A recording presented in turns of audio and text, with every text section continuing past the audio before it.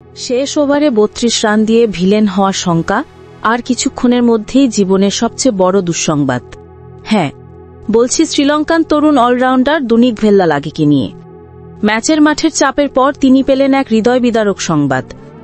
আফগানিস্তানের বিপক্ষে এশিয়া কাপের ম্যাচে শেষ ওভারে বল করেছিলেন দুনিত ভেল্লালাগে। সেই ওভারে মোহাম্মদ নবী পরপর ৫টি ছক্কা হাঁকান। মাঠের চাপ, দর্শকদের চোখে টেনশন, সবকিছুর মধ্যেই ম্যাচ এগোচ্ছিল। কিন্তু এর মাঝেই দুনিতের পরিবারে নেমে আসে শোকের ছায়া।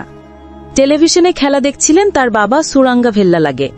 হঠাৎ হৃদরোগে আক্রান্ত হন তিনি। দ্রুত হাসপাতালে নেওয়া হল, আর বাঁচানো যায়নি। সুরাঙ্গা ভেল্লালাগে নিজেও ছিলেন একসময় প্রতিভাবান ক্রিকেটার। ৮০-র দশকে প্রিন্স অফ ওয়েলস কলেজ দলের অধিনায়কত্ব করেছেন তিনি। শ্রীলঙ্কা যদিও ম্যাচে জয় পেয়েছে, ১৭০ রানের লক্ষ্য ৬ উইকেট হাতে রেখে তারা করেছে। কিন্তু এই জয়ও আনন্দ দিতে পারেনি, কারণ দুনিত ও তার পরিবার হারিয়েছেন তাদের সবচেয়ে প্রিয় মানুষকে। দুনিত ভেল্লালাগে দেশের ভবিষ্যতের অন্যতম ভরসা, কিন্তু এই মুহূর্তে তার জন্য সবচেয়ে বড় বিষয় মানসিক শক্তি সঞ্চয় করা। আপনারাও মন্তব্যে দুনিতের পরিবারের প্রতি সমবেদনা জানান। আর ক্রিকেট ও ফুটবল খেলার সর্বশেষ খবর জানতে সাবস্ক্রাইব করুন স্পোর্টস বিডি চ্যানেলটি।